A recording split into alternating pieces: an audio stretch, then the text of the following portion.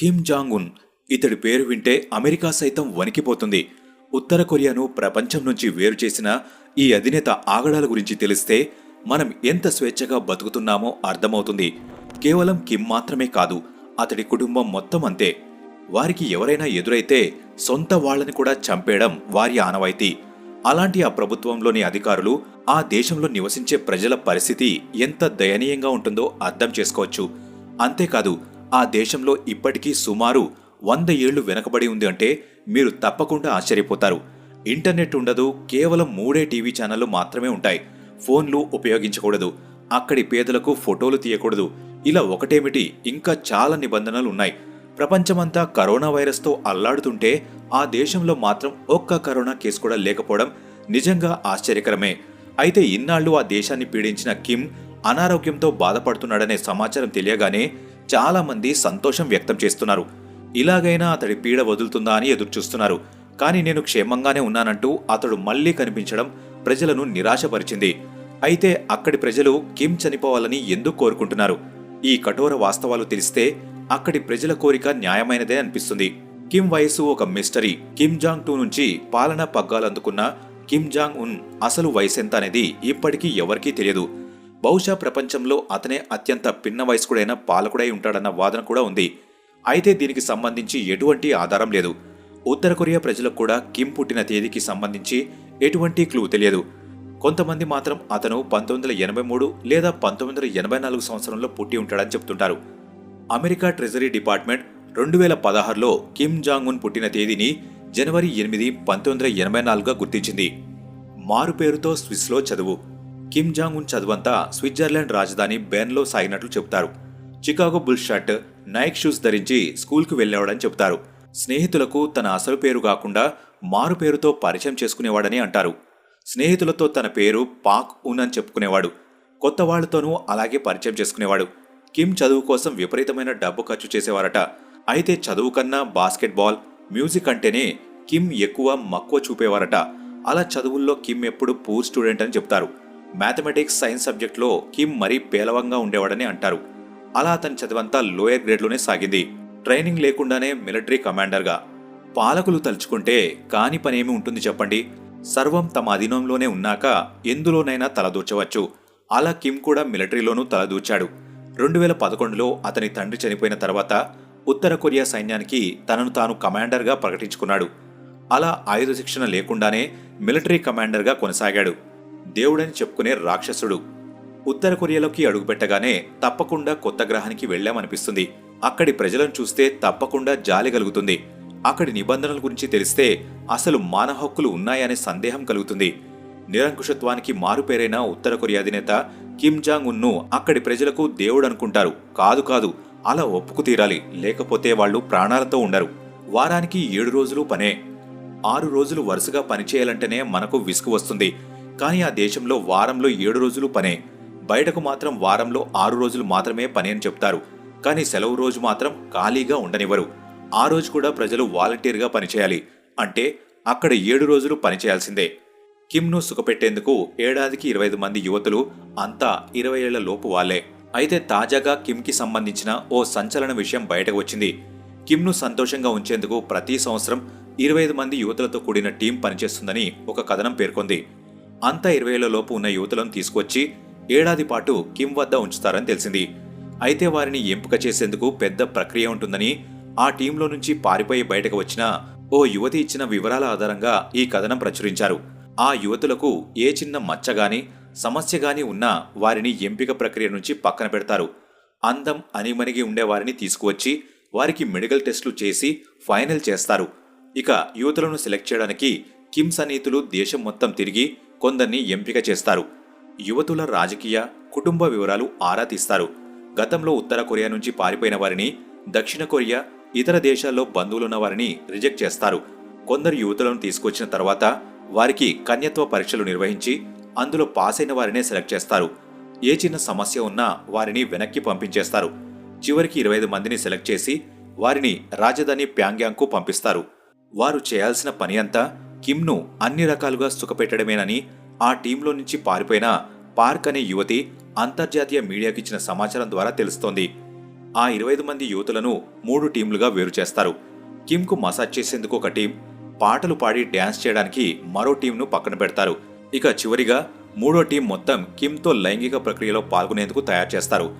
అత్యంత అందంగా ఉన్న అమ్మాయిలను మాత్రమే ఈ మూడో కేటగిరీలోకి తీసుకుంటారు. అయితే ఆ యువతులకు 20 ఏళ్లు వచ్చే వరకు ఆ బృందంలోనే ఉంచుతారు. వారికి 20 దాటితే వారిని కిమ్ బాడీగార్డులకు ఇచ్చి పెళ్లి చేస్తారని పార్క్ తెలిపింది. కిమ్ దగ్గరికి యువతులను పంపించేందుకు వారి కుటుంబ సభ్యులు కూడా అంగీకారం తెలుపుతారని తెలుస్తోంది. అయితే తమ బిడ్డలను కిమ్ వద్దకు పంపిస్తే కనీసం ఆకలితో అలమటించకుండా ఉంటారని పంపిస్తారని సమాచారం. అయితే ఇలాంటి ఆచారం కేవలం ప్రస్తుతం అధ్యక్షుడిగా ఉన్న కిమ్ జాంగ్ ఉన్ హయాంలోనే మొదలు కాలేదని, ఇది 1970ల నుంచే అక్కడి అధ్యక్షులు ఇలా యువతులను ఎంపిక చేసుకోవడం ఉందని తెలుస్తోంది. కారణ జన్ముడు కిమ్ తనని తాను దైవంగా భావిస్తాడు. ఈ సందర్భంగా ప్రజల కోసం కొన్నాళ్ల కిందట తన బయోగ్రఫీని విడుదల చేశాడు. అందులో తాను 2 ఇంద్రధనుస్సుల మధ్య నుంచి పుట్టానని, ఆ సమయంలో ఆకాశంలో కొత్తగా ఒక నక్షత్రం పుట్టిందని తెలిపాడు. అంతేకాదు అతడికి వాతావరణాన్ని కంట్రోల్ చేసే పవర్ కూడా ఉందట. దైవం పుట్టించిన కారణజన్ముడని కిమ్ భావిస్తుంటాడు. పాన్ సినిమాలు చూస్తే మరణమే. దక్షిణ కొరియా అశ్లీల చిత్రాలకు పెట్టింది పేరు. కానీ ఉత్తర కొరియాలో మాత్రం పరిస్థితి పూర్తిగా భిన్నం. ఆ దేశంలో ఎవరైనా పాన్ చూస్తున్నారని అనుమానం కలిగినా చాలు, చంపేస్తారు. అంతేకాదు ఎవరూ బైబిల్ చదవకూడదు. ఎవరి వద్దనైనా అది కనిపిస్తే చావే. ఆ దేశంలోని ప్రతి ఇంట్లో రేడియో ఉంటుంది. అదెప్పుడూ ఆన్లోనే ఉండాలి. ఆపితే శిక్ష తప్పదు. ఆ రోజుల్లో ఉత్సవాలు నిషేధం. ఉత్తర కొరియాలో జూలై 8, డిసెంబర్ 17 తేదీల్లో ఎలాంటి వేడుకలు నిర్వహించకూడదు. కనీసం పుట్టినరోజు కూడా చేసుకోకూడదు. ఎందుకంటే కిమ్ తాత కిమ్ టు సంగ్, కిమ్ తండ్రి కిమ్ జంగ్ టూలు ఆ తేదీలోనే చనిపోయారు. ఉత్తర కొరియా పిల్లలకు ప్రపంచ చరిత్రతో పనిలేదు. వారికి కేవలం కిమ్ పూర్వీకులు Kim Jong 1, Kim Jong tool చరిత్రను బోధిస్తారు. నేరం చేస్తే 3 తరాలకు జైలు శిక్ష. ఉత్తర కొరియా ప్రజలు నేరాలు చేయాలంటేనే భయపడిపోతారు. ఒక వ్యక్తి నేరానికి పాల్పడితే అతడి తర్వాతి 2 తరాలు కూడా జైలు శిక్ష అనుభవించాలి. అంటే 3 తరాలు తమ జీవితమంతా జైల్లోనే గడపాలన్నమాట. ఆ దేశంలో కిమ్ ఆగడాలను వ్యతిరేకించి అనేక మంది జైల్లో ఉన్నారు. సుమారు 2.5 లక్షల మంది బందీలుగా ఉన్నారు. వారు తప్పించుకోకుండా జైలు చుట్టూ కరెంటు కంచెను ఏర్పాటు చేశారు. 3 టీవీ ఛానళ్లు, ఇంటర్నెట్ ఉండదు. మన దేశంలో దూరదర్శన్కు ఉన్నన్ని ఛానళ్లు కూడా ఆ దేశంలో ఉండవు. అక్కడ కేవలం 3 టీవీ ఛానళ్లకు మాత్రమే అనుమతి ఉంది. వాటిలో కూడా కేవలం స్థానిక వార్తలు మాత్రమే ప్రసారమవుతాయి. ప్రపంచంలో ఏం జరుగుతుందో వారికి తెలియదు. అక్కడ ఇంటర్నెట్ సదుపాయం ఉండదు. కేవలం వీఐపీలకు మాత్రమే ఇంటర్నెట్ ఇస్తారు. ఇందుకు రెడ్ స్టార్ అనే వ్యవస్థను ఏర్పాటు చేసుకున్నారు. ఏకంగా నకిలీ నగరాన్నే నిర్మించేశాడు. శత్రుదేశమైన దక్షిణ కొరియన్లను ఎరవేయడానికి ఉత్తర కొరియా కిజాంగ్డోంగ్ అనే నకిలీ నగరాన్ని నిర్మించింది. అక్కడ ఎవరూ నివసించరు. రాత్రివేళలో మాత్రం ఇళ్లలో లైట్లు వేస్తూ జనాలు ఉన్నట్లు భ్రమ కల్పిస్తారు. అయితే దక్షిణ కొరియా తెలివి తక్కువది కాదు. ఈ విషయాన్ని ఎప్పుడో గుర్తించి అప్రమత్తంగా ఉంటుంది. కిమ్ మరణం తర్వాత దురాక్రమణకు సిద్ధంగా ఉన్నట్లు సమాచారం. ఉత్తర కొరియాలో కూడా 5 ఏళ్లకొకసారి ఎన్నికలు జరుగుతాయి. ఇందులో కేవలం ఒకే ఒక అభ్యర్థి పోటీకి నిలబడతాడు. అది ఎవరో మీకు తెలిసిందే. ప్రజలకు అతడు నచ్చినట్లయితే తమకు నచ్చిన అభ్యర్థి పేరును బహిరంగంగా ప్రకటించాలి.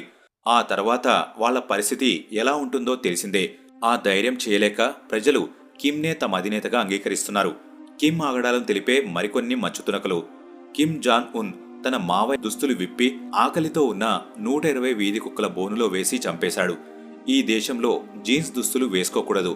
ఇక్కడ ఇల్లు బూడిద రంగులోనే ఉండాలి. ఇళ్ల బయట తప్పకుండా కిమ్ పూర్వీకులు, నాయకుల ఫోటోలు ఉండాలి. మగవాళ్లంతా కిమ్ జాంగ్ ఉన్ హెయిర్ స్టైల్నే అనుకరించాలి. ఇప్పుడు చెప్పండి, అక్కడి ప్రజలు కిమ్ మరణం కోసం వేచి చూడటంలో తప్పే లేదనిపిస్తోంది కదూ. పేదలకు ఫోటోలు తీయకూడదు. ఉత్తర కొరియా ప్రజలు అత్యంత పేదరికాన్ని అనుభవిస్తున్నారు. ఈ విషయం ప్రపంచానికి తెలియకుండా కిమ్ చాలా జాగ్రత్తలు తీసుకుంటున్నాడు. పర్యాటకులు అక్కడి పేదలను ఫోటోలు తీయకూడదు. అందుకని ఆ దేశానికి వెళ్లే పర్యాటకులు తమ మొబైల్ ఫోన్లను విమానాశ్రయంలోనే ఇచ్చేయాలి. ఫోన్లతో ఆ దేశంలో తిరగకూడదు. పర్యాటకులు స్థానికులతో మాట్లాడకూడదు. ఇందుకు ప్రత్యేకంగా ఓ గైడును ఏర్పాటు చేసుకోవాలి. ఇష్టానుసారం ఎక్కడ పడితే అక్కడ తిరగకూడదు. బార్బర్స్ అంటే భయం. ప్రపంచాన్ని వణికిస్తున్న కిమ్ జాంగ్కు బార్బర్స్ అంటే మాత్రం భయమట. అందుకే తన జుట్టును తానే కట్ చేసుకుంటాడని అక్కడి జనం చెబుతుంటారు. ఇకపోతే ఉత్తర కొరియాలో హెయిర్ స్టైల్ పట్ల ఆంక్షలున్న విషయం తెలిసిందే. ఒక్కో ఏజ్ గ్రూప్కు ఒక్కో తరహా హెయిర్ స్టైల్ ఉంది. ప్రత్యేకించి మగవారంతా కిమ్ హెయిర్ స్టైల్ను, ఆడవాళ్ళంతా అతని భార్య రిసోల్జు హెయిర్ స్టైల్ను పాటించాలన్న ఆదేశాలు అక్కడ అమలులో ఉన్నాయి. Basketball diehard fan. ప్రపంచంలో కిమ్ అత్యంత ఆరాధించేది బాస్కెట్బాల్ గేమ్. స్విట్జర్లాండ్లో చదువుకునే రోజుల్లో ఈ ఆట పట్ల ఆకర్షితుడయ్యాడు. చికాగో బుల్స్ బాస్కెట్బాల్ టీం అంటే అతనికి అభిమానం. బాస్కెట్బాల్ ఆటగాడు మైకేల్ జోర్డన్ ఆటకు కిమ్ పెద్ద ఫ్యాన్. NBA స్టార్ డెన్నిస్ రోడ్మ్యాన్ కిమ్కు అత్యంత సన్నిహితుడు. చాలాసార్లు డెన్నిస్ ఉత్తర కొరియాలో పర్యటించాడు కూడా.